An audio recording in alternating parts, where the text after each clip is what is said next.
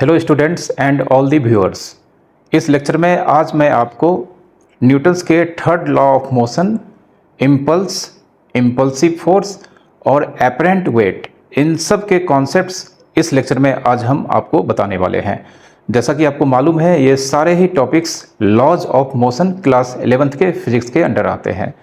तो आइए शुरू करते हैं आज का यह प्यारा सा लेक्चर। तो सबसे पहले हम यहाँ पर इम्पल्सिव फोर्स आपको बताने वाले हैं। इम्पल्सिव फोर्स, अगर कोई भी बहुत ही लार्ज मैग्नीट्यूड का फोर्स किसी बॉडी पर बहुत ही शॉर्ट टाइम इंटरवल के लिए अप्लाई होता है तो उसे इम्पल्सिव फोर्स कहा जाता है। इसका डेफिनेशन यहाँ पर कुछ इस तरह से है, when a force of large magnitude applied on a body for a very short duration it is called impulsive force. जैसे इसका हम एग्जाम्पल आपको देने जा रहे हैं कि जब भी कोई भी क्रिकेट में बैट्समैन एक बॉल को हिट करता है अपने बैट से, तो आपने फील किया होगा कि जब भी किसी बॉल को बैट से हिट किया जाता है तो वहाँ पर बैट्समैन उस बॉल को बहुत ही ज़ोर से हिट करता है और यह जो फोर्स बैट्समैन उस बॉल पे लगाता है यह फ्रैक्शन ऑफ सेकेंड के लिए अप्लाई किया जाता है। तो यहाँ पर बॉल के ऊपर किसी बैट्समैन के द्वारा जो बैट से फोर्स लगाया जाता है, जो कि एक्सट्रीमली लार्ज मैग्नीट्यूड का होता है, तभी तो वह 6 मार्कर बॉल को बाउंड्री के बाहर भेज देता है या बॉल को बाउंड्री के बाहर भेजता है और वह 4 रन हो जाता है। तो इस कंडीशन में एक लार्ज मैग्नीट्यूड का फोर्स उस बॉल पर एकदम 1 सेकेंड से भी कम समय के लिए लगाया जाता है। तो यहाँ पर बॉल पर जो फोर्स बैट के द्वारा बैट्समैन लगाता है उसे इम्पल्सिव फोर्स कहा जाता है। एक दूसरा एग्जांपल, जब भी किसी नेल को अगर किसी वुड में हम ठोकना चाहते हैं तो उसके ऊपर हम हैमर से हिट करते हैं। तो किसी भी नेल, जिसे कांटी कहा जाता है, तो किसी भी नेल के ऊपर अगर हम एक हैमर से हिट करके वुड के अंदर उसे धकेलना चाहते हैं या भेजना चाहते हैं तो उस कंडीशन में हैमर से जो फोर्स लगाया जाता है उस नेल के ऊपर वह बहुत ही लार्ज मैग्नीट्यूड का होता है और यह 1 सेकेंड से भी कम समय में लगाया गया फोर्स होता है। तो इस तरह से हैमर जब एक नेल पर फोर्स लगाता है तो यह एक इम्पल्सिव फोर्स के एग्जाम्पल को रिप्रेजेंट करता है। एक दूसरा एग्जाम्पल ले लेते हैं कि जब भी कोई 2 व्हीकल्स एक्सीडेंट के दरमियान एक दूसरे से टकराता है तो उस कंडीशन में भी दोनों ही व्हीकल्स एक दूसरे पे ज़बरदस्त बहुत ही लार्ज मैग्नीट्यूड का फोर्स लगाया जाता है और यहाँ पर यह फोर्स एक दूसरे पर बहुत ही कम समय के लिए, मतलब विदिन 1 सेकेंड के अंदर ये सब हो जाता है। तो जब भी बहुत बड़ा एक्सीडेंट होता है, 2 व्हीकल्स एक दूसरे से किसी हाईवे पर या किसी भी जगह पर टकराते हैं जिसमें बहुत ज़्यादा मतलब जान माल की हानि होती है, तो वहाँ पर जो फोर्स जो कि विदिन सेकेंड्स काम करता है, जो व्हीकल एक दूसरे पे लगाते हैं, वह इम्पल्सिव फोर्स के एग्जाम्पल हैं। तो आपको याद रखना है कि जब भी इम्पल्सिव फोर्स कहीं पर लगाया जाता है तो वहाँ पर एक बहुत ही लार्ज मैग्नीट्यूड का फोर्स अप्लाई किया जाएगा और यह फोर्स बहुत ही कम समय के लिए, मोस्ट केसेस में यह विदिन 1 सेकेंड्स के अंडर ही अप्लाई किया जाता है। तो जब भी एक लार्ज मैग्नीट्यूड का फोर्स एक बहुत ही शॉर्ट टाइम इंटरवल के लिए अप्लाई किया जाता है तो उसे इम्पल्सिव फोर्स कहा जाता है। ठीक है, तो यह फोर्स का एक स्पेशल टाइप है, बट इसका मैग्नीट्यूड बहुत ही लार्ज होता है और यह बहुत ही कम ड्यूरेशन के लिए अप्लाई होता है। ओके, अब किसी भी इम्पल्सिव फोर्स जो कि बहुत ही शॉर्ट टाइम के लिए किसी बॉडी पे अप्लाई किया जाता है, उसके टोटल इफेक्ट को जिस क्वांटिटी से हम एक्सप्रेस करते हैं उसे इम्पल्स या इम्पल्स ऑफ फोर्स कहा जाता है। तो इम्पल्स ऑफ फोर्स या सिर्फ इम्पल्स का मतलब total effect of impulsive force जो कि बहुत ही शॉर्ट ड्यूरेशन के लिए लगाया जाता है। तो यहाँ पर अब इम्पल्स ऑफ फोर्स, जिसे इम्पल्स कहा जाता है, यह बेसिकली किसी भी इम्पल्सिव फोर्स के मैग्नीट्यूड या किसी भी इम्पल्सिव फोर्स और जितना ड्यूरेशन के लिए इम्पल्सिव फोर्स लगाया जाता है उस टाइम के प्रोडक्ट के बराबर होता है। तो it is equals to the product of impulsive force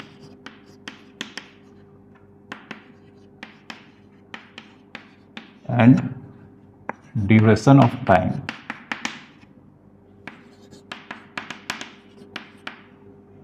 ठीक है, इम्पल्सिव फोर्स के इफेक्ट मतलब इम्पल्स ऑफ फोर्स या इम्पल्स किसके बराबर होता है? यह प्रोडक्ट होता है इम्पल्सिव फोर्स और ड्यूरेशन ऑफ टाइम के बराबर, और इसे डिनोट किया जाता है आई से। तो अगर हम यहां पर लिखें इम्पल्स, जिसे आई और यह वेक्टर होता है, यह एफ इंटू डेल्टा टी इसके बराबर होगा। यहां पर यह जो फोर्स है, यह फोर्स यह इम्पल्सिव फोर्स को रिप्रेजेंट करता है, और डेल्टा टी जो जानते हैं बहुत ही शॉर्ट ड्यूरेशन होता है, बट ड्यूरेशन तो होगा ही, तो duration of time.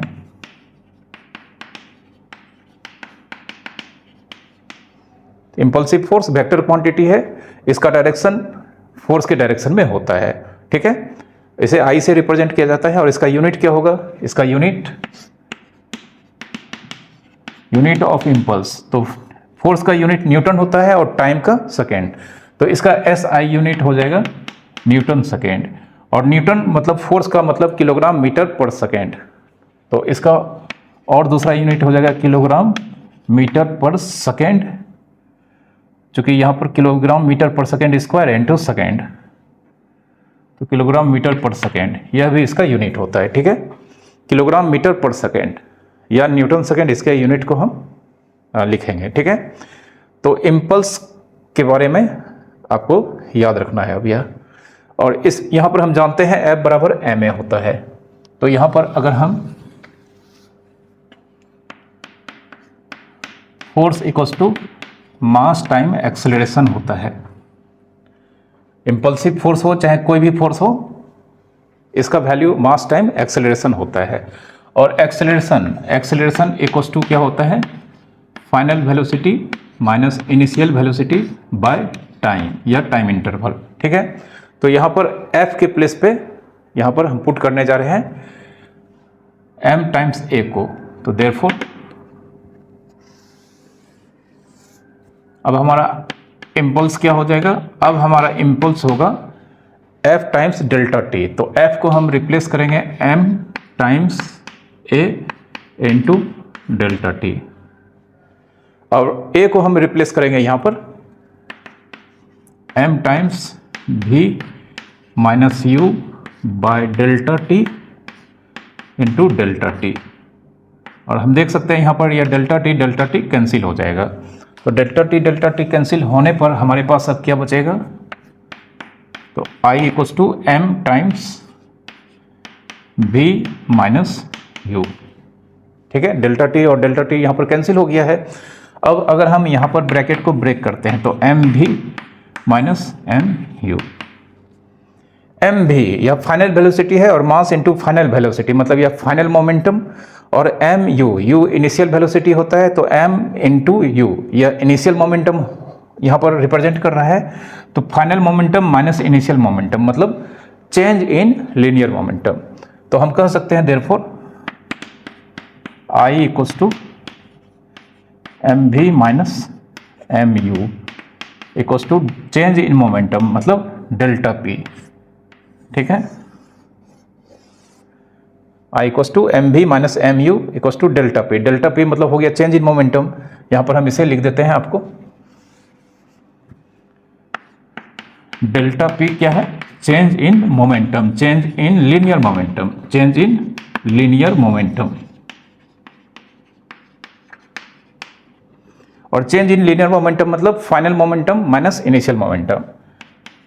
Delta P बराबर P F minus P I, और यहां पर पी एफ फाइनल मोमेंटम मतलब एम टाइम्स फाइनल वेलोसिटी, और पी आई मतलब एम टाइम्स इनिशियल वेलोसिटी। ठीक है, इसको रिप्रेजेंट करता है। तो किसी भी बॉडी पे जब इम्पल्सिव फोर्स अप्लाई किया जाता है बहुत ही शॉर्ट ड्यूरेशन के लिए, तो उस फोर्स के इफेक्ट को रिप्रेजेंट किया जाता है इम्पल्स से, और इम्पल्स एक्चुअल में चेंज इन लीनियर मोमेंटम के वैल्यू को रिप्रेजेंट करता है। ठीक है, इसको आपको याद रखना है। और इसका इम्पल्स का formula force into delta T मतलब टाइम इंटरवल के बराबर भी होता है। लेकिन एक्चुअल में यहाँ पर जो निष्कर्ष निकला है कि impulse change in linear momentum के वैल्यू को रिप्रेजेंट करता है। ओके, आइए अब कुछ क्वेश्चंस को यहाँ पर सॉल्व करते हैं। अब जैसे इस क्वेश्चन में कहा गया है कि a batsman hits back a ball straight in the direction of the bowler without changing its initial speed of 12 metre per second. If the mass of the ball is 0.15 kg, determine the impulse to the ball. एक batsman एक ball को hit करता है। सबसे पहले ball का मास दिया गया है 0.15 kg और बॉल शुरू में मान लेते हैं हम बैट्समैन की ओर आ रहा है, तो इसका मतलब इसका इनिशियल स्पीड जो 12 मीटर पर सेकेंड है, ठीक है।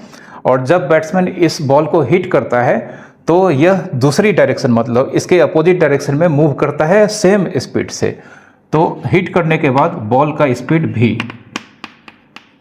12 मीटर पर सेकेंड है। इसे हम माइनस इसलिए लेंगे कि जब हम बॉल मतलब बैट्समैन की ओर आ रहा है, इस वेलोसिटी को हमने पॉजिटिव लिया है, तो यह जब हिट करने के बाद इसके अपोजिट डायरेक्शन में बॉल मूव कर चुका होगा या करने लगेगा, तो इस कंडीशन में इस वेलोसिटी के साइन को नेगेटिव लेना होगा। तो यहाँ पर जो इम्पल्स बॉल पे दिखेगा ड्यू टू इम्पल्सिव फोर्स, उसकी वैल्यू हमें फाइंड करनी है। तो हम जानते हैं I बराबर m times v minus u और मास दिया गया है यहाँ पर 0.15 final velocity minus 12 minus initial velocity 12, तो 0.5 इंटू यहाँ पर -24। अब इसे मल्टीप्लाई करेंगे तो यहाँ पर कितना हो जाएगा, 15 4 या 16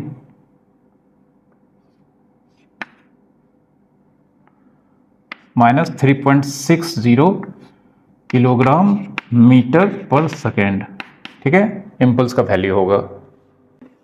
इस क्वेश्चन में कहा गया है a machine gun has a mass of 20 kg, it fires 30 gram bullets at the rate of 400 bullets per second with a speed of 400 meter per second. What force must be applied to the gun to keep it in position? एक बंदूक है जिसका मास 20 kilogram है और इस बंदूक से हर 1 second में 400 बुलेट्स फायर किया जाता है। इच बुलेट का मास 30 ग्राम है और जो बैरल से बुलेट्स निकलता है, इच बुलेट का यहाँ पर स्पीड 400 मीटर पर सेकेंड है। अब अगर हम मान लेते हैं यहाँ पर यह गन है, मान लेते हैं यह एक गन है, अगर इससे बुलेट फायर होता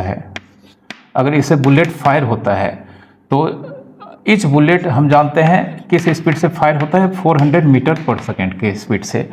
तो यहाँ पर जो बुलेट एक भी मतलब जो जितना भी बुलेट्स यहाँ पर निकलेगा, जो कि हम जानते हैं यहाँ पर क्वेश्चन में दिया गया है 400 बुलेट्स 1 सेकेंड में निकलता है, तो हर बुलेट्स जो इस स्पीड से, जो कि बहुत ज़्यादा स्पीड है, इस स्पीड से गन से बाहर निकलता है। तो यहाँ पर रिकॉइल फोर्स जो इससे निकलने वाला, जो बुलेट से निकलने वाला यहाँ पर जो इजेक्ट होता है, जो कंबसन होता है, इस जो धुआं होता है, तो इससे इस बुलेट पर हाईली इम्पल्सिव फोर्स अप्लाई किया जाएगा और इस इम्पल्सिव फोर्स को रोकने के लिए हमें उतना ही फोर्स के बराबर यहाँ पर बुलेट गन को फोर्स लगा के रखना होगा ताकि यह गन पीछे की ओर मूव नहीं कर जाए।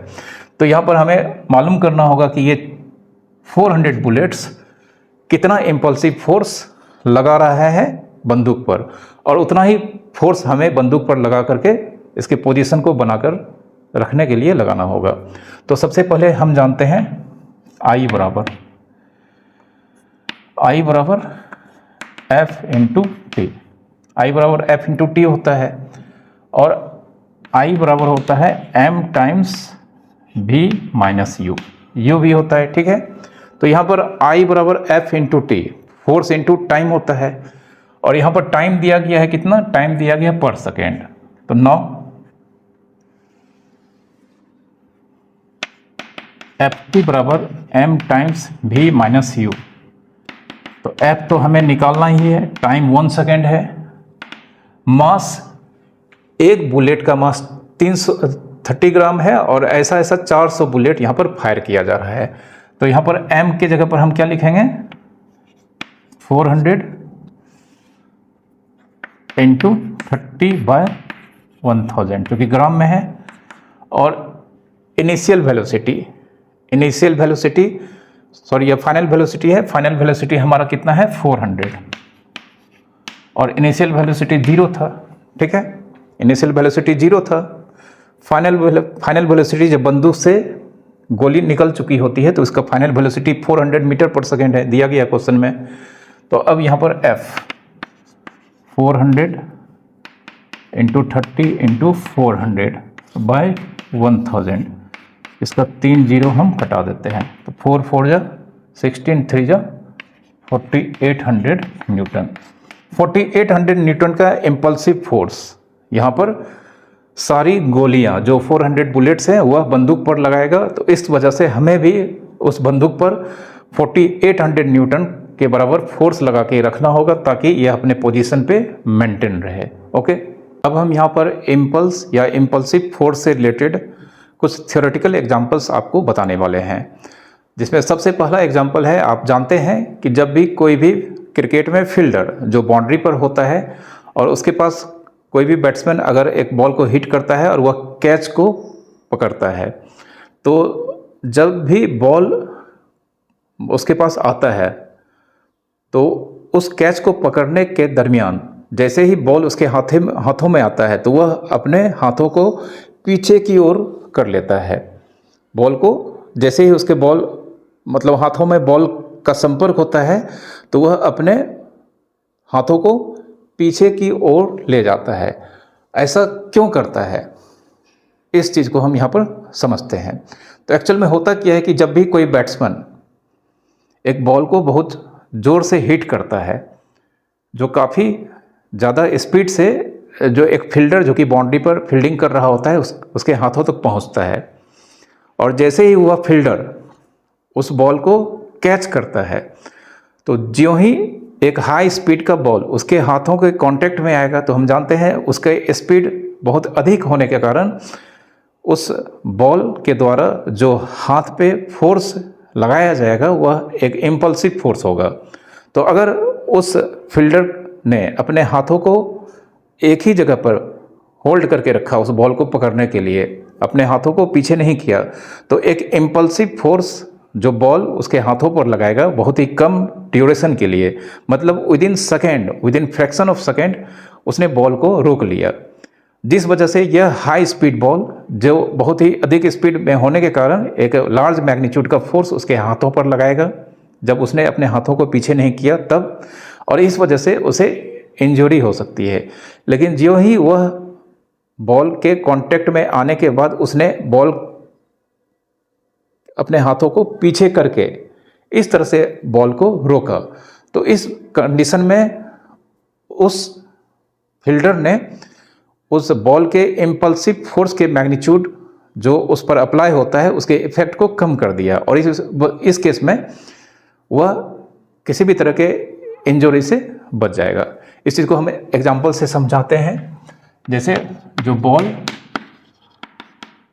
फील्डर को हिट करता है तो हम मान लेते हैं उस बॉल का मास 200 ग्राम है, और जिस स्पीड से बॉल फील्डर को हिट करता है उसकी स्पीड 500 मीटर पर सेकेंड, यह इनिशियल स्पीड होगा क्योंकि फाइनली बॉल को रोकना है। ठीक है, तो अब जो यहाँ पर इम्पल्सिव फोर्स का इफेक्ट जिसे इम्पल्स कहते हैं, यह जानते हैं m into V minus U, change in momentum होता है। यहाँ पर 200/1000 भी 0 है और यहाँ पर 500।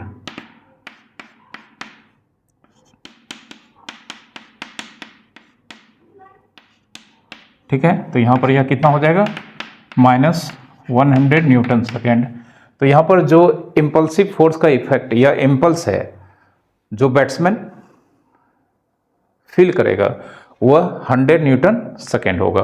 अब पहला केस में जब फील्डर ने उस बॉल को बिना अपने हाथों को पीछे किए हुए ही रोक लिया, तो इस कंडीशन में हम जानते हैं उस बॉल को उसने बहुत ही जल्दी रोक लिया, मतलब विदिन सेकेंड मान के चलते हैं 0.5 सेकेंड, कुछ न कुछ तो समय लगेगा ही बॉल को रुकने में, तो हम यहाँ पर मान लेते हैं 0.5 सेकेंड के अंडर उसने बॉल को रोक लिया जब उसने अपने हाथों को पीछे नहीं किया। तो इस कंडीशन में t 0.5 सेकेंड। अब I बराबर क्या होता है, I बराबर ft होता है, और I यहाँ पर है मतलब इसका मैग्नीट्यूड 100। फोर्स हमें मालूम नहीं है, इम्पल्सिव फोर्स मालूम नहीं है, इस केस में कितना लगेगा, बट टाइम यहाँ पर 0.5 है, ठीक है। तो देयरफॉर f यहाँ पर 100 बाई 0.5, इसका डेसिमल हटाएंगे तो यहाँ पर 10 हो जाएगा, ठीक है, मतलब यहाँ पर 200 न्यूटन।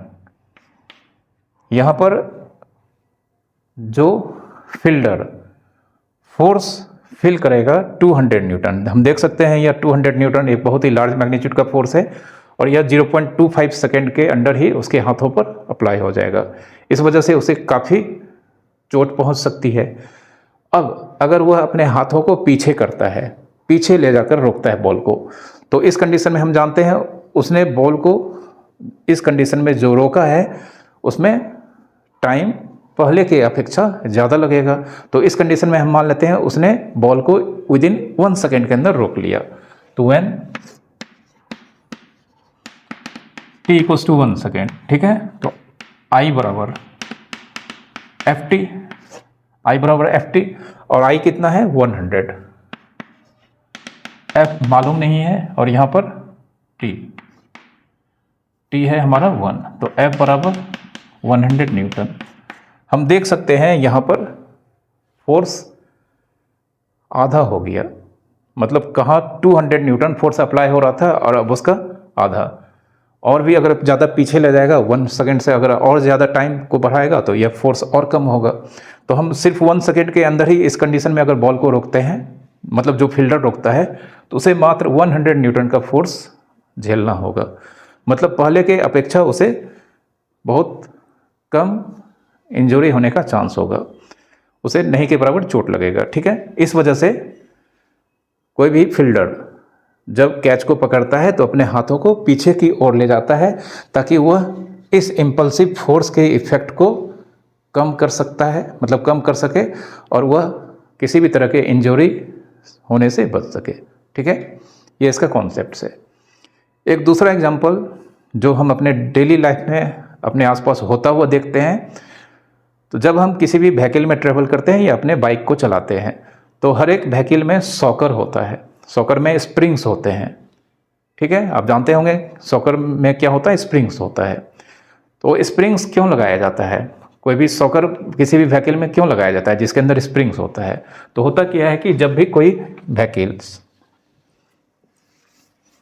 जैसे हम मान लेते हैं यहाँ पर ये सॉकर है, इसके अंदर स्प्रिंग्स होता है, ये बाइक है, ये आगे का सॉकर हो गया, ठीक है, ये रोड पे चल रहा है, ठीक है। अब कोई भी व्हीकल या कोई भी बाइक जब रोड पे चलता है तो रोड पे बहुत सारे गड्ढे होते हैं, तो जो ही बाइक या व्हीकल गड्ढे में जाएगा, तो गड्ढे में जाएगा तो हम जानते हैं जैसे ही गड्ढे में जाएगा, यहाँ पर गड्ढा आ गया तो ये इसमें धम से गड्ढे में जाएगा, तो धम से जाएगा मतलब इसका वेट इस ग्राउंड को गड्ढे में हिट करेगा बहुत ज़ोर से, जिस वजह से नॉर्मल रिएक्शन जो ग्राउंड का होगा वह व्हील पे पड़ेगा, और नॉर्मल रिएक्शन जब व्हील पे ग्राउंड लगाएगा तो वह नॉर्मल रिएक्शन पूरे बाइक पर या पूरे व्हीकल पर लगेगा।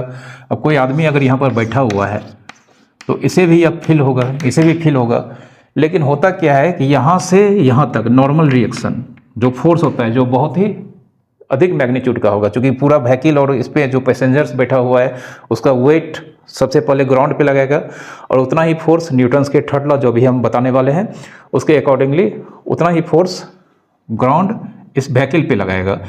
लेकिन अगर वह बहुत लार्ज मैग्नीट्यूड का फोर्स तुरंत यहाँ तक पहुँच जाएगा तो जानते हैं यह सीट पे बैठा हुआ कोई भी पैसेंजर उसका टॉस हो जाएगा, ठीक है।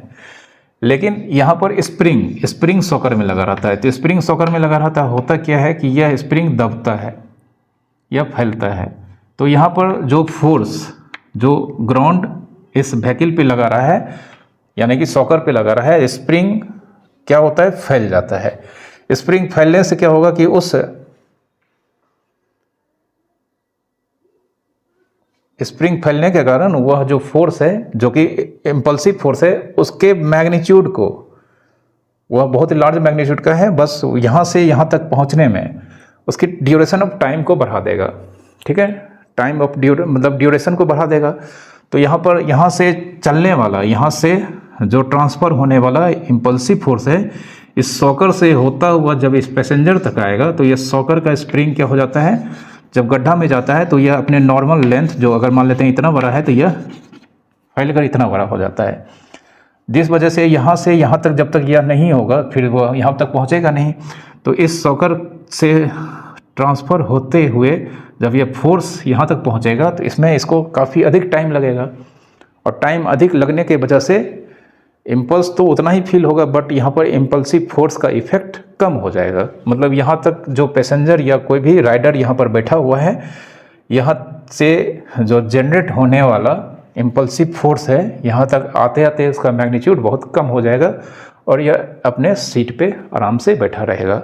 अगर आप इमेजिन करें कि व्हीकल या बाइक्स में अगर सॉकर नहीं लगा रहेगा तो डायरेक्ट इम्पल्सिव फोर्स पैसेंजर या राइडर को फील होगा और उसका टॉस हो जाएगा। हमारे देश में तो रोड की स्थिति आप जानते ही हैं, काफ़ी अच्छी है। अब हम न्यूटन्स के थर्ड लॉ ऑफ मोशन के बारे में जानते हैं। न्यूटन्स का थर्ड लॉ ऑफ मोशन यह कहता है कि to every action there is always an equal and opposite reaction. अब यहाँ पर एक्शन और रिएक्शन यह क्या है, तो एक्शन और रिएक्शन एक्चुअल में फोर्सेस हैं, और ये फोर्सेस हमेशा दो अलग अलग बॉडी पर एक ही समय में लगते हैं। तो यहाँ पर कहने का मतलब यह हुआ कि इस लॉ के अकॉर्डिंगली कि अगर हम मान लेते हैं यहाँ पर यह दो ऑब्जेक्ट एक दूसरे के कांटेक्ट में हैं, यह एक सरफेस है, इस सरफेस पे दो ऑब्जेक्ट या दो बॉल, एक को हम ए एज्यूम करते हैं, एक को बी। तो यहाँ पर दोनों बॉल एक दूसरे के कांटेक्ट में है, नहीं भी रहेंगे तब भी यहाँ पर लगता है फोर्स, वो बात की बात है। लेकिन यहाँ पर दो बॉल एक दूसरे के कांटेक्ट में इस सरफेस पे रखा गया है। ठीक है, तो यहाँ पर इस लॉ में कहा गया है कि there to every action there is always an equal and opposite reaction. मतलब एक्शन और रिएक्शन, सबसे पहले आपको याद रखना है कि एक्शन और रिएक्शन ये क्या है, ये फोर्सेस हैं। ठीक है, एक्शन और रिएक्शन ये फोर्सेस हैं जो दो बॉडीज एक दूसरे पर लगाते हैं। मतलब एक्शन और रिएक्शन ये दो फोर्सेस हैं, दोनों ही फोर्सेस अलग अलग बॉडीज पे एक ही टाइम पे लगता है, और यहाँ पर ये दोनों फोर्सेस हमेशा एक दूसरे के अपोजिट होते हैं और मैग्नीट्यूड में इक्वल होता है। ऐसा न्यूटन्स के थर्ड लॉ ऑफ मोशन में कहा गया है। तो अगर यहाँ पर बी ए पर फोर्स लगाता है इस डायरेक्शन में, बी मानते हैं ए पर इस डायरेक्शन में फोर्स लगाता है, जिसे हम इस तरह से सिंबल करेंगे, यूज करेंगे। ठीक है, तो एफ ए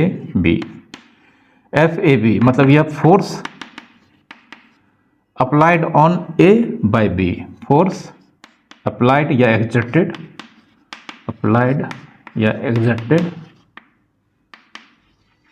किस पर, ए पर, ऑन ए बाय बी। ठीक है, इसे हम एक्शन मान लेते हैं। ठीक है, एक्शन। तो यहां पर ए भी बी पर फोर्स लगाएगा, एफ बी ए। तो यहां पर एफ बी ए मतलब यह सिंबल स्टैंडर्ड सिंबल हो गया, और यह होता है force applied on B by A, F B A मतलब फोर्स अप्लाइड या एग्जर्टेड ऑन किस पर, ऑन बी बाय ए। ठीक है, तो हम देख सकते हैं यहां पर अगर यह इसको हम एक्शन मानेंगे तो यह रिएक्शन हो जाएगा। इसमें से किसी को भी हम एक्शन मान सकते हैं तो दूसरा ऑटोमेटिकली रिएक्शन हो जाएगा। ठीक है, और यह लॉ यह बोलता है कि किसी भी एक्शन के कारण ऑलवेज एक रिएक्शन होता है जो उसके इक्वल और अपोजिट होता है। मतलब एक्शन और रिएक्शन फोर्स होता है। तो अगर कोई फोर्स किसी बॉडी पे लग रहा है, कोई भी बॉडी किसी बॉडी पे फोर्स लगा रहा है, तो दूसरी बॉडी भी उस बॉडी पर उतना ही फोर्स लगाएगा और उसका मैग्नीट्यूड भी उतना ही होगा, बट डायरेक्शन अपोजिट होगा। ठीक है, जैसे यहाँ पर फोर्स यह एफ ए बी, यह फोर्स बी ए पर लगा रहा है, तो ए भी बी पर फोर्स उतना ही लगाएगा, लेकिन यहाँ पर दोनों का मैग्नीट्यूड तो सेम होगा, लेकिन यहाँ पर जो बी मतलब ए जो बी पर फोर्स लगाएगा, इसका डायरेक्शन इस फोर्स से अपोजिट होगा, जस्ट अपोजिट होगा। ठीक है, तो हम कह सकते हैं यहाँ पर एफ ए बी बराबर एफ बी ए, और आगे माइनस लगाएंगे, क्योंकि यहाँ पर जानते हैं कि एफ ए बी और एफ बी ए वेक्टर फॉर्म में है, माइनस लगा दिए, मतलब यहाँ पर इस फोर्स के नेगेटिव के बराबर यह होगा। ठीक है, और एक्शन और रिएक्शन दो अलग अलग फोर्सेस हैं जो अलग अलग बॉडी पे अप्लाई किया जाता है। तो यहाँ पर देख सकते हैं यह एक्शन, इसको हमने एक्शन माना है, तो एक्शन यहाँ पर किस पर है, ए पर लगने वाला फोर्स है। रिएक्शन किस पे लगने वाला फोर्स है, बी पर लगने वाला फोर्स है। दो अलग अलग बॉडीज पे है, और ये दोनों ही फोर्स एक ही समय पर दोनों फोर्स अप्लाई होते हैं। ऐसा नहीं कि यह एक्ट करेगा इस पर और 5 सेकंड के बाद यह इस पे एक्ट करेगा, ऐसा नहीं होता है। एक्शन और रिएक्शन को exist at the same time. Action और रिएक्शन दोनों ही फोर्सेस एक ही समय पे एग्जिस्ट करते हैं।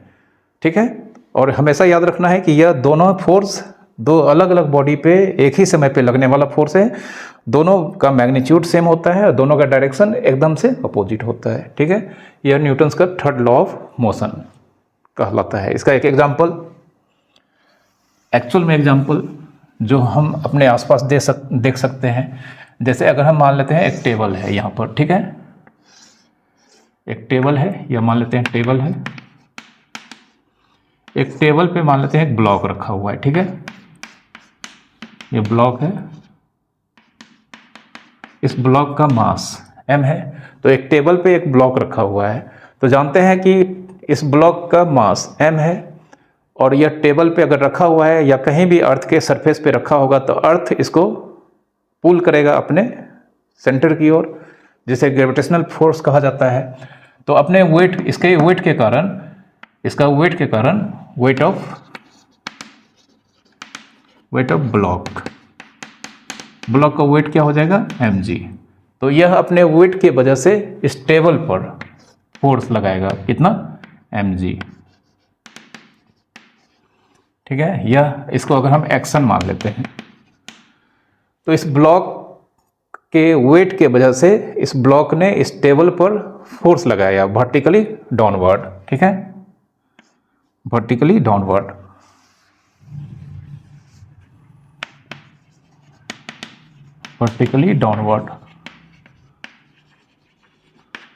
तब एक्शन है तो रिएक्शन भी होगा, उसी समय होगा। तो यहां पर एक रिएक्शन और यह रिएक्शन किस पर लग रहा है, ब्लॉक पे लग रहा है। किसने लगाया है, टेबल ने लगाया है। ठीक है, तो यहाँ पर R हम देख सकते हैं वर्टिकली, इसको नॉर्मल रिएक्शन कहा जाता है, नॉर्मल रिएक्शन, और यह किस डायरेक्शन में है, वर्टिकली अपवर्ड। तो यहाँ पर एक्शन mg किस पर लग रहा है, टेबल पे लग रहा है। कौन लगा रहा है, ब्लॉक लगा रहा है। और रिएक्शन, नॉर्मल रिएक्शन कौन लगा रहा है, टेबल लगा रहा है। किस पर लगा रहा है, ब्लॉक पे लगा रहा है। किस डायरेक्शन में, वर्टिकली अपवर्ड डायरेक्शन में। तो ये दोनों ही फोर्सेस दो डिफरेंट बॉडीज पे अप्लाई हो रहे हैं एक ही समय पे। दोनों के मैग्नीट्यूड यहाँ पर सेम है और दोनों के डायरेक्शन अपोजिट है। तो यहाँ पर R का मैग्नीट्यूड भी mg के बराबर होगा। दोनों का मैग्नीट्यूड सेम है और डायरेक्शन हम देख सकते हैं फिगर में, दोनों एक दूसरे के अपोजिट डायरेक्शन में है। और ये टेबल पे लग रहा है, mg किस पे लग रहा है, ऑन टेबल, और ये किस पे लग रहा है, ब्लॉक पे लग रहा है। कौन लगा रहा है, टेबल लग रहा है। तो ये न्यूटन्स के लॉ को क्या करता है, यहाँ पर वेरीफाई करता है। ठीक है, तो न्यूटन्स का third law of motion basically हमेशा आपको याद रखना है कि एक्शन होगा तो रिएक्शन भी होगा, और एक्शन और रिएक्शन हमेशा एक ही टाइम पे एग्जिस्ट करते हैं। ठीक है, और इसमें एक बात हम और बता देते हैं कि यहाँ पर न्यूटन्स के थर्ड लॉ ऑफ मोशन में जो फोर्स के नेचर हैं वो मैकेनिकल फोर्स भी हो सकते हैं, ग्रेविटेशनल फोर्स भी हो सकते हैं, और इलेक्ट्रिक फोर्स भी हो सकते हैं। यहाँ पर हम देख सकते हैं कि ये एक मैकेनिकल फोर्स है, जो कॉन्टैक्ट फोर्स को मैकेनिकल फोर्स कहा जाता है। ठीक है, तो बिना कॉन्टैक्ट में आए हुए भी फोर्सेस अगर किसी बॉडी पे लग रहा है तो उसका रिएक्शन भी उसी समय, जिस बॉडी ने वहाँ पर बिना कांटेक्ट में आए हुए किसी बॉडी पे फोर्स लगाया है, तो बिना कांटेक्ट में आए हुए भी वहाँ पर उस बॉडी पर रिएक्शन देखने को मिलेगा। तो न्यूटन्स के सेकंड लॉ ऑफ मोशन में फोर्सेस के नेचर से कोई इफेक्ट नहीं पड़ता है। फोर्स मैकेनिकल हो, ग्रेविटेशनल हो, इलेक्ट्रिक फोर्स हो, कुछ भी हो, न्यूटन्स के थर्ड लॉ इच केस में वैलिड है। ठीक है, अब हम एपरेंट वेट के बारे में पढ़ेंगे। तो एपरेंट वेट के बारे में पढ़ने से पहले एक्चुअल वेट किसी भी बॉडी का क्या होता है इसके बारे में जानते हैं। एक्चुअल वेट,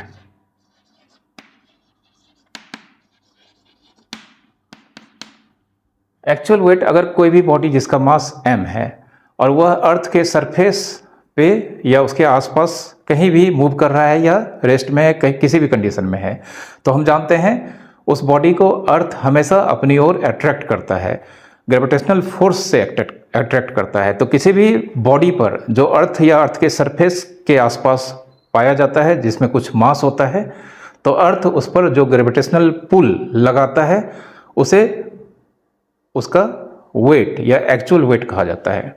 तो अगर कोई भी बॉडी जिसका मास m है और अर्थ के सरफेस के आसपास अगर वह मूव कर रहा है, रेस्ट है में है या किसी भी कंडीशन में है, तो उस पर जो वेट, उसका जो वेट होगा मतलब एक्चुअल वेट जो होगा वह किसके बराबर होगा, m टाइम्स g, मतलब ग्रेविटेशनल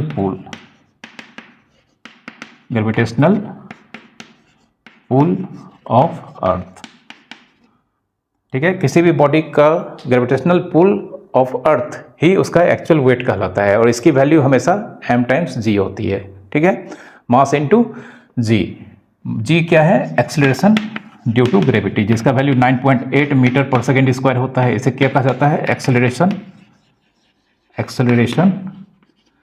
ड्यू टू ग्रेविटी।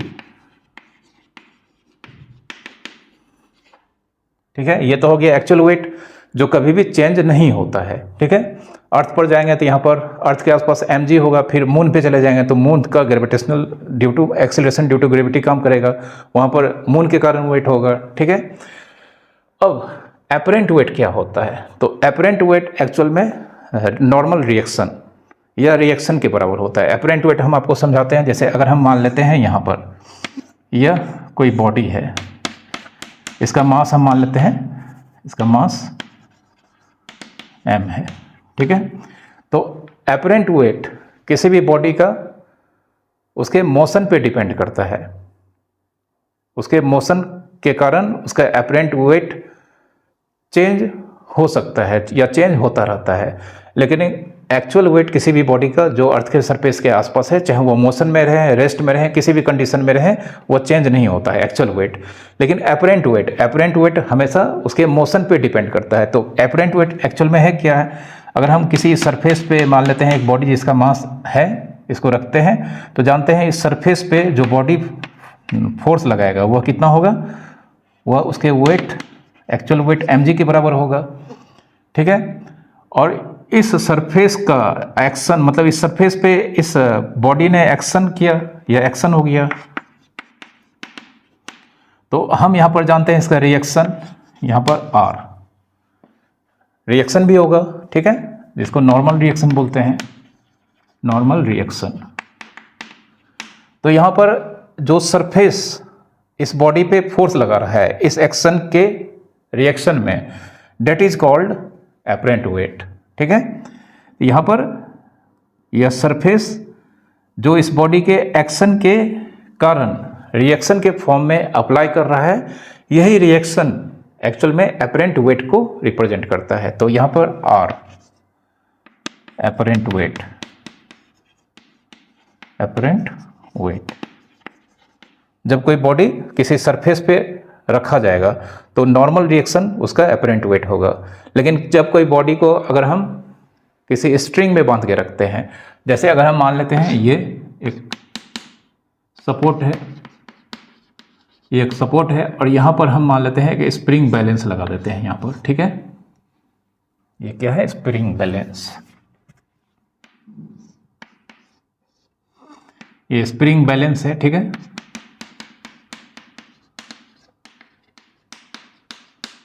ये स्प्रिंग बैलेंस है और इसमें अगर हम किसी बॉडी को फिर से मास m, एक बॉडी को हम क्या करते हैं, इसमें लटका देते हैं। ठीक है, एक बॉडी इसमें लटका हुआ है, तो हम जानते हैं यहाँ पर यह जो स्ट्रिंग है, यह क्या है, स्ट्रिंग। यह स्ट्रिंग है, तो हम इस स्ट्रिंग पे यह मास जो डाउनवर्ड डायरेक्शन में फोर्स लगाएगा वह क्या हो जाएगा, mg। यह फिर से हो गया एक्शन। ठीक है, इस स्ट्रिंग पे यह मास जो इसमें बांधा हुआ है या इसमें फंसा हुआ है, लटका करके रखा गया है, अपने वेट के कारण, एक्चुअल वेट के कारण इस स्ट्रिंग पर डाउनवर्ड फोर्स लगाएगा। ठीक है, डाउनवर्ड। अब एक्शन अगर यहाँ पे स्ट्रिंग पे लग रहा है तो रिएक्शन भी होगा। ठीक है, तो यहाँ पर मास इस स्ट्रिंग पे एक्शन के तौर पे कितना फोर्स लगा रहा है, mg। तो यहाँ पर यह स्ट्रिंग भी इस मास पर ऊपर की ओर फोर्स लगाएगा, जिसे टेंशन कहते हैं, टेंशन। और ये क्या हो गया, ये रिएक्शन हो गया। ठीक है, तो टेंशन किस में, स्ट्रिंग के केस में, और यहाँ पर नॉर्मल रिएक्शन किसके केस में, जब ये सरफेस पे रखा जाएगा। तो सरफेस पे रखा जाएगा तो यहाँ एपरेंट वेट नॉर्मल रिएक्शन के बराबर होगा। किसी स्प्रिंग बैलेंस में अगर कोई भी चीज़ या किसी रस्सी में या कोई भी स्ट्रिंग में कोई बॉडी अगर बांधा हुआ है तो वहाँ पर उसका एपरेंट वेट उसके टेंशन के बराबर होगा। ठीक है, तो टेंशन यहाँ पर कह सकते हैं T। टेंशन किसको रिप्रेजेंट करेगा, आपको हमेशा याद रखना है, जो रिएक्शन होगा उसी को एपरेंट वेट कहा जाता है। तो यहाँ पर रिएक्शन कौन है, टेंशन है, तो टेंशन किसको रिप्रेजेंट करेगा, एपरेंट वेट, एपरेंट वेट को। ठीक है, तो एपरेंट वेट किसी भी बॉडी का उस बॉडी पर अप्लाई किया गया रिएक्शन का फोर्स होता है। ठीक है, जब वह किसी सरफेस पे रखा जाता है या किसी स्ट्रिंग में उसे हैंग किया जाता है तो उस केस में वो टेंशन की वैल्यू को रिप्रेजेंट करता है। ठीक है, तो अब हम यहाँ पर आपको बताने वाले हैं, जब कोई भी पर्सन एक लिफ्ट में मूव करता है या कोई भी पर्सन जब एक एलिवेटर पे मूव कर रहा होता है तो उस केस में उसका एपरेंट वेट क्या होगा। हम जानते हैं कि कोई भी बॉडी या कोई भी पर्सन अगर एक लिफ्ट में मूव करता है तो वह या तो वो लिफ्ट से ऊपर की ओर जा रहा होगा या लिफ्ट से ऊपर से नीचे की ओर आ रहा होगा, या लिफ्ट की रस्सी अगर टूट गई, लिफ्ट का जो केबल है अगर वह टूट गया तो उस केस में भी वह नीचे की ओर गिर रहा होगा। तो हर केस में उसका एपरेंट वेट क्या होगा, इन सब के बारे में हम आपको बताते हैं। तो आइए अब एपरेंट वेट, जब कोई पर्सन एक लिफ्ट में बैठा होता है या एलिवेटर पे मूव कर रहा होता है तो इस केस में उसका एपरेंट वेट क्या होगा। ठीक है, तो सबसे पहले मान लेते हैं mass of human, mass of man m। ठीक है, एक्चुअल वेट, एक्चुअल वेट जो m टाइम्स g के बराबर होता है। ठीक है, केस वन में मान लेते हैं यह लिफ्ट है। ठीक है, यह लिफ्ट है, इसमें एक आदमी या एक प्लेटफॉर्म है, मान लेते हैं यह वेजिंग मशीन है, इस पर यह खड़ा है। और लिफ्ट ऊपर की ओर जा रही है, एक्सेलरेशन ए से। तो case 1, when lift moves upward with acceleration A. First case में जब यह लिफ्ट ऊपर की ओर मूव कर रहा होता है, ठीक है, ऊपर की ओर मूव कर रहा होता है और इसके पास एक्सेलरेशन है कितना, ए। तो यहाँ पर अब इस आदमी जो कि इस लिफ्ट के इनसाइड इस वेजिंग मशीन पे खड़ा है, इस पर लगने वाले सारे फोर्स को हम यहाँ पर देखते हैं। तो सबसे पहले यहाँ पर इस आदमी पर जो फोर्स लगेगा mg वर्टिकली डाउनवर्ड डायरेक्शन में, mg वर्टिकली डाउनवर्ड डायरेक्शन में लगने वाला फोर्स होगा। फिर यह जिस प्लेटफॉर्म पे खड़ा है, ठीक है, इस प्लेटफॉर्म पे खड़ा होने के कारण इस पर नॉर्मल रिएक्शन किधर लगेगा, ऊपर की डायरेक्शन में। और ठीक है, तो फोर्सेस अप्लाइड ऑन मैन, कौन कौन सा फोर्स लगेगा, पहला mg किधर, vertically downward, vertically downward, vertically downward direction में लगेगा, ठीक है। उसके बाद फिर यह जिस सरफेस पे यहाँ पर मतलब वेजिंग मशीन पे खड़ा है, तो किसी भी सरफेस पे अगर हम खड़े रखेंगे या किसी भी सरफेस पे किसी भी बॉडी को अगर हम रखते हैं तो वहाँ पर उसका नॉर्मल रिएक्शन होता है। तो यहाँ पर देख सकते हैं यह नॉर्मल रिएक्शन और नॉर्मल रिएक्शन, और यह किस डायरेक्शन में काम कर रहा है, अपवर्ड, ठीक है। अब ऊपर बॉडी मूव कर रहा है ऊपर, तो ऊपर लगने वाले मतलब वर्टिकली अपवर्ड डायरेक्शन में लगने वाला फोर्स हम पॉजिटिव लेंगे।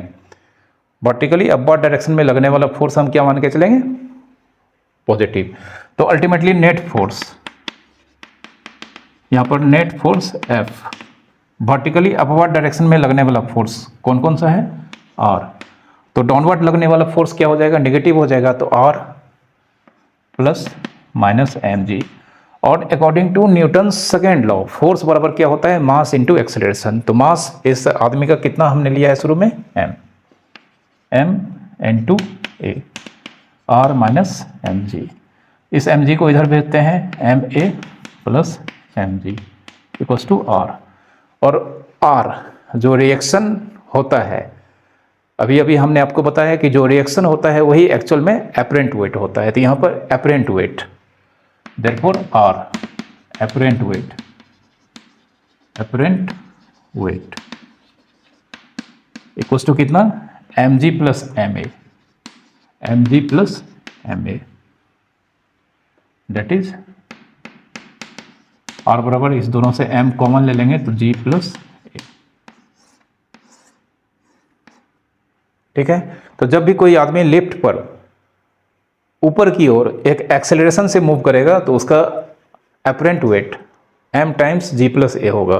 तो हम यहाँ पर देख सकते हैं कि एक्चुअल वेट कितना है, mg, और इसमें कुछ और वेट अगर ऐड कर देते हैं तो एक्चुअल वेट से यह वैल्यू बढ़ा हुआ, मतलब एक्चुअल वेट से यह वैल्यू बढ़ा हुआ फील होगा।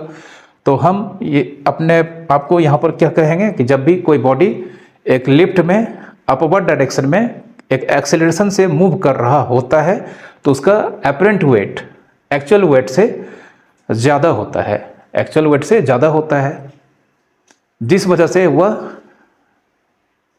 हैवियर फील करता है। जब वह ऊपर की ओर जाता है तो वह उसे लगता है कि हाँ हमारा वेट बढ़ गया है और वह अपने आप को हैवी फील करता है। तो it feels heavier, it feels heavier, ठीक है। जब भी आप लिफ्ट में इस तरह से महसूस कर सकते हैं कि जब भी आप लिफ्ट में या एलिवेटर में ऊपर की ओर मूव करते हैं और लिफ्ट या एलिवेटर एक एक्सेलरेशन से ऊपर की ओर अगर मूव कर रहा होगा तो आप अपने आप को भारी फील करेंगे, आपको लगेगा कि ऐसा लगेगा कि हमारा वेट बढ़ गया है, ठीक है। अब दूसरा केस, जब लिफ्ट डाउनवर्ड डायरेक्शन में मूव करेगा, ठीक है।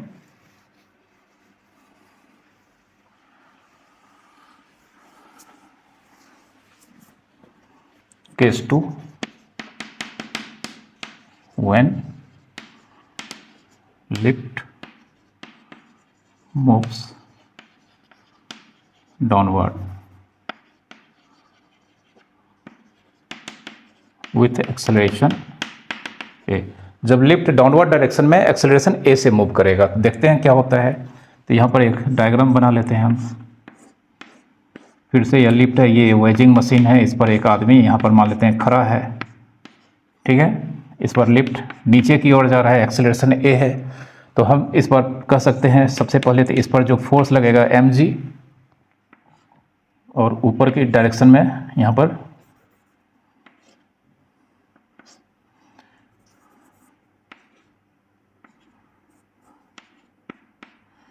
नॉर्मल रिएक्शन r होगा, ठीक है। तो इस बार फिर से इस आदमी जो कि लिफ्ट के इनसाइड इस वेजिंग मशीन पे खड़ा है, ठीक है। तो इस पर लगने वाला force r vertically upward direction due to the surface on which it stands and mg gravitational pull. तो फोर्सेस ऑन मैन, कौन कौन सा फोर्सेस लगेगा? सबसे पहले mg वर्टिकली डाउनवर्ड, और नॉर्मल रिएक्शन ऑलवेज यहाँ पर किसी सरफेस पे अगर कोई भी जगह खड़ा होगा तो वो वर्टिकली अपवर्ड ही लगेगा। तो r नॉर्मल रिएक्शन, और यह किस डायरेक्शन में लग रहा है? वर्टिकली अपवर्ड, ठीक है। अब चूंकि यहाँ पर लिफ्ट इस बार नीचे जा रहा है, तो नीचे के डायरेक्शन में अगर कोई फोर्स लग रहा है तो उसे हम पॉजिटिव लेंगे, ठीक है। तो नेट फोर्स F, ठीक है, mg पॉजिटिव लिया जाएगा क्योंकि यह नीचे लगने वाला फोर्स है, और प्लस नॉर्मल रिएक्शन, इस बार इसे माइनस लेना होगा, ठीक है। तो mg प्लस माइनस r, तो यहाँ पर कह सकते हैं r F बराबर mg माइनस r को इधर भेज देते हैं, r बराबर, और F बराबर क्या होगा? F बराबर मास टाइम एक्सेलरेशन होता है। तो F को हम लिख सकते हैं mass into acceleration mg minus r को इधर ले आते हैं। तो इस बार देख सकते हैं नॉर्मल रिएक्शन जो एपरेंट वेट को रिप्रेजेंट करता है, यह mg एक्चुअल वेट में यहाँ पर माइनस, मतलब इस बार एक्चुअल वेट से नॉर्मल वेट, सॉरी, जो एपरेंट वेट है वह एक्चुअल वेट से कम फील होगा, क्योंकि mg माइनस ma है, इस बार mg में सब्ट्रैक्शन हो रहा है।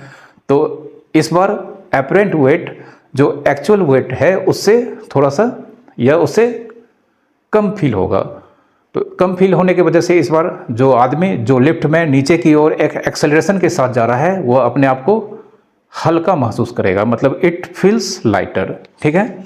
तो यहाँ पर हम r इक्वल्स टू क्या लिख सकते हैं? m कॉमन लेने के बाद mg माइनस a, ठीक है। तो mg माइनस a यहाँ पर हम कह सकते हैं it feels lighter,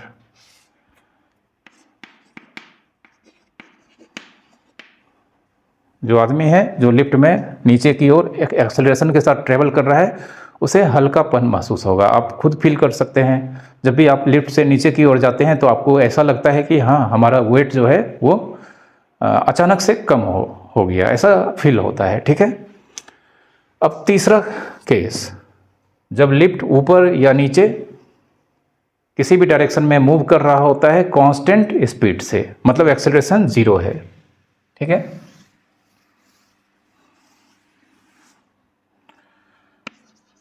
Case 3, when lift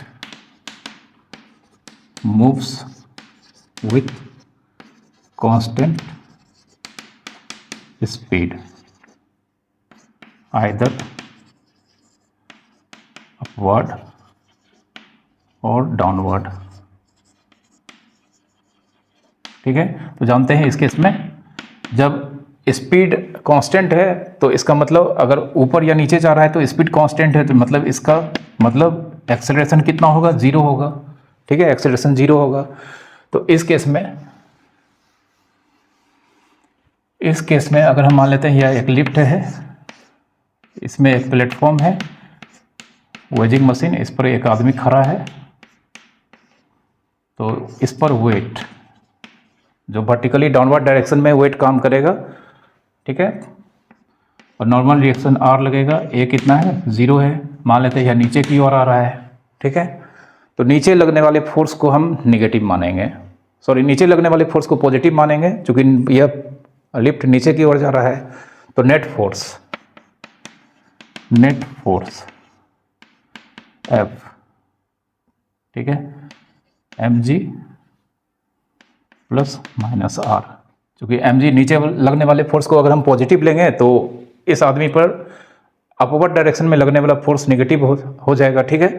अब F बराबर क्या होता है, m इंटू ए कितना है, 0, mg minus are.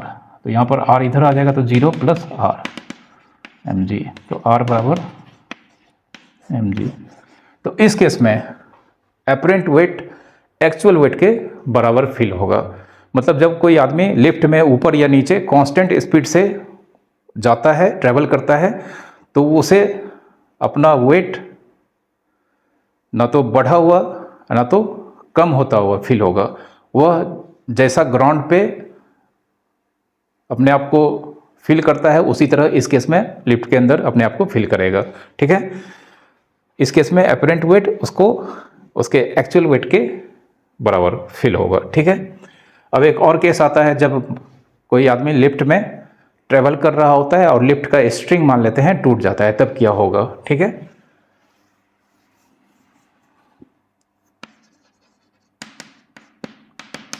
When cable of lift breaks, lift का केबल अगर ब्रेक कर जाता है, तो अगर हम मान लेते हैं यह लिफ्ट का केबल है, ये ब्रेक कर गया, तो ब्रेक कर गया तो इस केस में क्या होगा कि यह कोई आदमी है, इस केस में लिफ्ट भी नीचे जाएगा, किसके एक्सेलरेशन से, जो एक्सेलरेशन ड्यू टू ग्रेविटी है उसी एक्सेलरेशन से लिफ्ट भी नीचे गिरेगा, ठीक है। तो इस पर लगने वाला फोर्स mg, ऊपर लगने वाला फोर्स r, ठीक है। तो नेट फोर्स, इस बार नेट फोर्स जो आदमी पे नेट फोर्स लगेगा F, नीचे लगने वाले फोर्स को अगर हम पॉजिटिव लेते हैं तो यहाँ पर mg पॉजिटिव होगा, अब प्लस r क्या हो जाएगा, जो इस आदमी पे नॉर्मल रिएक्शन लग रहा है वह क्या होगा, नेगेटिव। अब F बराबर ma होता है, ठीक है। तो mg माइनस r। अब a यहाँ पर कितना है, g है, तो mg बराबर mg माइनस r को इधर ले जाते हैं तो mg minus mg, therefore r बराबर 0। तो इस केस में एपरेंट वेट 0, एपरेंट वेट 0 मतलब उस आदमी को ऐसा लगेगा कि उसके पास कुछ वेट है ही नहीं। तो इस केस को वेटलेसनेस कहते हैं, ठीक है, वेटलेसनेस।